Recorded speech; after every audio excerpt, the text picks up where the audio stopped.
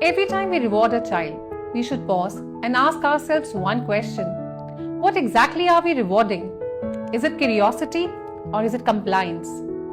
This thought stayed with me long after I finished reading Alfie Kohn's remarkable book, Punished by Rewards. The book challenges something that almost all of us do, whether at school or at home. Finish your work and you'll get a chocolate. Score well, you'll get a gift. Behave nicely, I'll buy you a toy. It sounds positive. It even sounds motivating. But Alfie Kohn asks a powerful question. What happens when the reward disappears? Does the child still enjoy reading? Does the child still choose kindness? Does the child still work hard because learning matters? Or were they only working for the prize? A child who reads because there's a prize is very different from a child who reads because a story has captured their imagination. A child who studies for a trophy is very different from a child who studies because discovering something new excites them. One is driven by an external reward and the other is driven by an internal purpose. An education must always aspire to build the second. As an educator, I often wonder, years from now, what will our children remember? The sticker they received in grade 2 or the teacher who made them fall in love with science? The project that made them think differently? The classroom where the questions mattered more than their answers? That's the kind of learning every child deserves.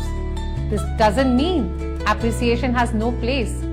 Children deserve encouragement. They deserve recognition. They deserve to feel seen.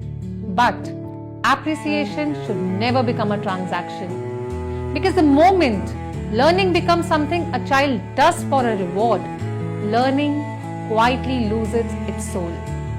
As educators and parents, our goal isn't to produce children who perform only when someone is watching. Our goal is to nurture children who are curious, responsible, compassionate, and intrinsically motivated. At the Scottish High School Dwarka Expressway, this is a conversation we have every single day. Because real learning begins when a child asks questions out of curiosity, not out of fear, and not for a reward.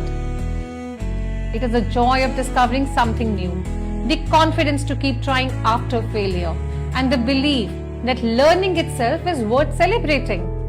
That's the essence of Punished by Rewards. And perhaps it's a reminder for all of us that while rewards may change behavior for a moment, purpose changes a child for life.